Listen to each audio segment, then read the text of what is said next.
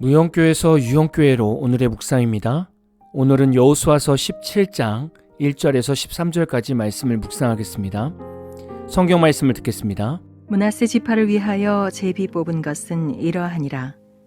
므낫세는 요셉의 장자였고 므낫세의 장자 마길은 길르앗의 아버지라.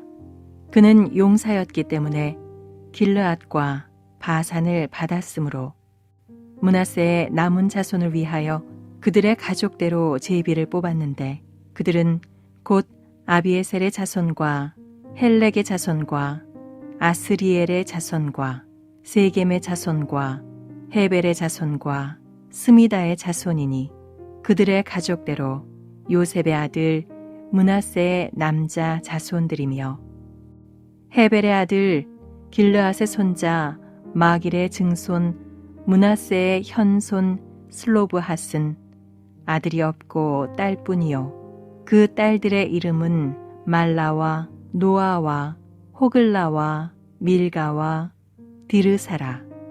그들이 제사장 엘르아살과 눈의 아들 여호수아와 지도자들 앞에 나와서 말하기를 여호와께서 모세에게 명령하사 우리 형제 중에서 우리에게 기업을 주라 하셨다 하매 여호와의 명령을 따라 그들에게 그들의 아버지 형제들 중에서 기업을 주므로 요단 동쪽 길르앗과 바산 외에 므낫세에게 10분깃이 돌아갔으니 므낫세의 여자 자손들이 그의 남자 자손들 중에서 기업을 받은 까닭이었으며 길르앗 땅은 므낫세의 남은 자손들에게 속하였더라.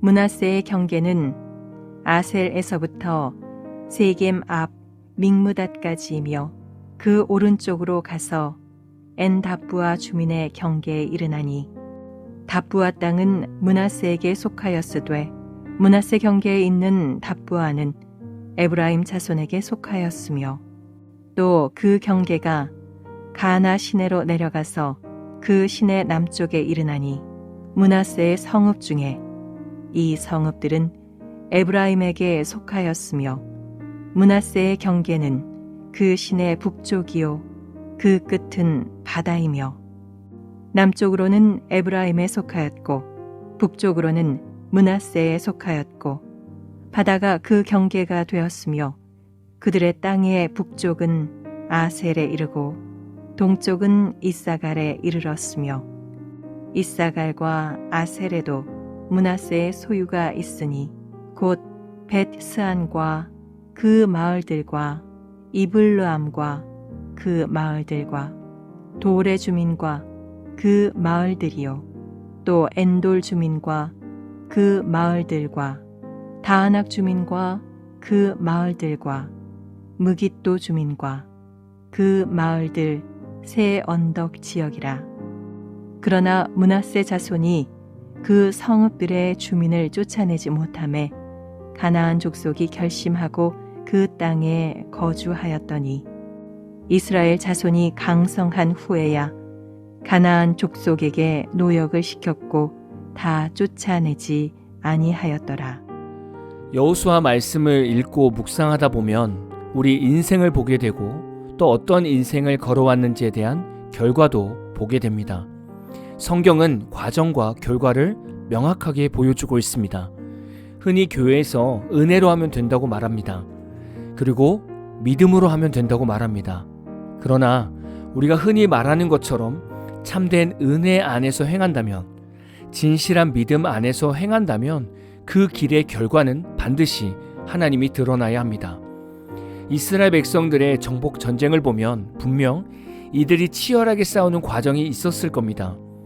그러나 말씀에는 이들이 얼마나 잘 싸웠는가의 과정만 말하는 것이 아니라 얼마나 하나님의 말씀대로 싸워서 하나님이 원하시는 결과를 얻어냈는가도 말씀하고 있습니다. 우리가 보통 자녀들에게 무엇을 하든지 최선을 다하라고 말해줍니다. 특히 시험을 앞둔 학생들에게 최선을 다하라고 말해줍니다. 그런데 학생 자신이 시험 공부하는 기간에 놀러 다니고 공부하는 시간에 딴 생각하고 공부하는 시간에 연애하고 있다고 생각해 보십시오. 이 학생의 시험 결과는 어떻게 나오겠습니까? 당연히 시험 결과는 엉망일 것입니다. 부모는 최선을 다하지 않은 자녀에게 뭐라고 말해주어야 합니까? 이때에도 잘했다고 칭찬만 해야 될까요? 최선을 다하지 못한 자녀들에게 따끔하게 훈육하면서 자녀들의 성품을 바꾸어 가야 합니다. 왜냐하면 이런 생활이 몸에 배면 훗날 사회생활에서도 그대로 나오기 때문입니다. 오늘 말씀에서는 므낫세 자손의 기업이 나옵니다. 그리고 므낫세가 어떻게 정복해 갔는가의 결과도 볼 수 있습니다. 므낫세 자손의 기업에는 대표적인 세 성읍이 있었습니다. 베스안, 다아낙, 무깃도입니다.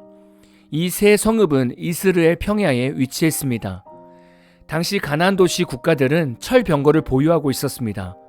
산지에 익숙한 이스라엘 지파에게 이 세 성읍의 도시들은 상당히 힘든 상대가 되었을 겁니다.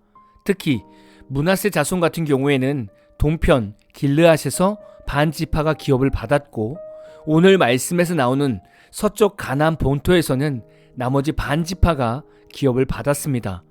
아무래도 병력이 분산되어 있다 보니 군사력이 약해져 있을 수 있습니다. 그러나 므낫세는 그 자체가 큰 지파였습니다. 장정 53,700명을 보유하고 있는 강력한 지파였습니다. 므낫세가 처음 두 기업으로 나뉘어져 세 성읍을 정복하지 못한 것은 이해가 됩니다. 그러나 문제는 13절입니다. 이스라엘 자손이 강성한 후에야 가나안 족속에게 노역을 시켰다고 말합니다. 이제 므낫세 자손들에게 강력한 힘이 생겨서 가나안 족속을 진멸할 수 있는 능력이 생겼는데, 이들은 새 성읍을 진멸하지 않고 노역을 시켰습니다. 우리는 므낫세 자손들의 정복 전쟁을 보면서 신앙생활을 다시금 묵상하게 됩니다. 예를 들면 청년 때의 신앙이 좋은 사람이 있습니다. 회장도 하고 셀 리더도 잘하는 청년이 있습니다. 그런데 이 청년이 결혼을 하게 된 것이죠. 결혼을 하고 나니 청년 때와 달라서 배우자를 챙기고 직장 생활도 해야 하는 바쁜 일상을 살게 된 것입니다. 당연히 체력적으로 지치는 것입니다. 그래서 교회에서 청년 때 하던 많은 봉사들을 내려놓고 예배만 드리고 있었습니다. 이젠 결혼 생활도 적응하고 모든 생활이 자리 잡아서 교회에서도 얼마든지 헌신할 수 있는 상황이 되었는데, 여전히 이 성도는 교회 사역을 하지 않는 것입니다. 왜냐하면 결혼 생활을 적응하던 시간이 너무 편했던 것입니다. 청년 때에는 늘 정신없이 사역하고 집에 오면 기절하는 신앙생활을 했는데, 결혼 핑계로 모든 사역을 내려놓고 예배만 드리고 집에 오니 너무나 편했던 것입니다. 그래서 이제 사역을 해도 되는 환경에 힘이 생겼는데도 헌신하지 않는 젊은 성도들의 삶을 볼 수 있습니다. 이런 젊은 성도들의 자세는 오늘 말씀에서 므낫세 자손의 행동과 같은 것입니다. 우리의 사회생활에서도 생각해 볼까요? 사회의 초년생일 때에는 회사 간부가 술자리에 가자고 하면 따라가고, 술 마시자고 하면 회사에서 왕따를 당할까봐 술을 마시곤 했습니다. 그런데 이제 회사 생활도 적응하고 신앙생활을 하면서 은혜를 받으면서 술과 세상의 문화가 성도에게 좋은 영향을 주지 않는다는 것을 깨닫게 되었습니다. 이제는 회사에서 술이나 세상적인 문화를 따라가지 않아도 충분히 선한 영향력을 끼칠 수 있는 신앙의 힘이 생긴 것입니다. 그런데 성도는 여전히 세상적인 방탕한 문화를 따라 사는 겁니다. 왜냐하면 이런 사회생활이 편하고 즐겁다 보니 세상의 것을 끊지 않는 것이죠. 성도들 중에는 이런 삶을 살고 있을 수 있습니다. 므낫세는 여호수아가 보아도 충분히 가나안 족속을 정복할 만한 힘을 가지고 있었습니다. 그런데 므낫세 자손 안에 믿음의 자신감이 부족해서 가나안 족속을 정복하지 못한 것입니다. 저는 많은 성도들이 과거 힘이 없고 연약해서 끊지 못했던 것을 지금 충분히 끊고 거룩한 성도로 살 수 있는데, 현실이 좋아서 세상의 것을 끊지 않는 성도들이 많을 거라 생각합니다. 신앙생활은 행복하고 기쁜 것입니다. 그러나 우리가 꼭 기억해야 되는 것이 있습니다. 우리 신앙생활에는 십자가의 길이 있습니다. 예수님께서 걸어가신 십자가 길이 있습니다. 성도는 신앙생활하면서 행복하고 기쁜 내면의 평안함을 누릴 수 있지만 세상에서는 철저한 십자가 길이 기다리고 있음을 늘 인지해야 합니다. 성도가 세상에서 십자가의 길을 결단하지 않으면 우리는 매 삶 속에서 가나안 족속과 같은 세상의 문화를 내 안에, 내 가정에, 내 교회에 항상 남겨둘 것입니다. 결국 우리가 세상이 좋아서, 세상이 편해서 쫓아내지 않은 영적 가나안 족속인 세상 문화는 성도들이 거룩해지고 성령 충만해지는 길목에서 우리의 발목을 잡을 것입니다. 우리는 여호수아서 말씀을 묵상하면서 왜 이스라엘 백성들이 정복을 안 했는지를 보면서 우리의 삶을 철저히 돌아보아야 합니다. 저와 여러분이 여호수아 말씀을 다 묵상했을 때 우리의 삶에 새로운 길이 열리고 새로운 비전이 열리고 그곳에서 하나님의 뜻을 위해 세상의 것을 진멸하고 하나님의 나라가 세워지는 결단의 은혜가 있으시기를 진심으로 축복합니다. 오늘 마무리 찬양은 마커스 워십의 거친 길 위를 걸어갈 때도 라는 찬양입니다. 찬양 후에는 잔잔한 연주곡이 있습니다. 말씀을 생각하면서 기도하는 시간을 가져보십시오.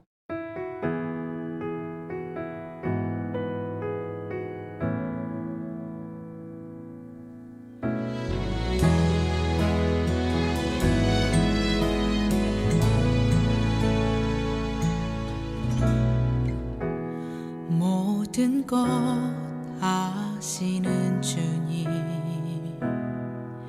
나의 맘의 연약함 보시고 부족한 그 모습대로 주님 마음에 새겨주시네.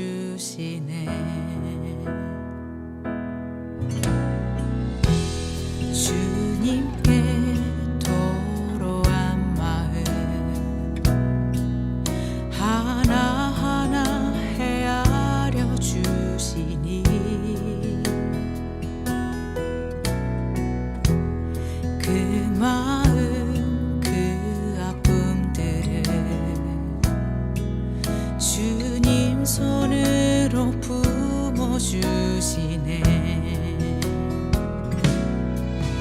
거친 길을 걸어갈 때도 험한 산이 앞을 막아도 빛 되신 주님의 두 손이 나를 붙드네. 주의 마음이 닿은 내 삶에 저민 슬픔을 씻으시는 주님을 찬양, 주 이름을 찬양하네.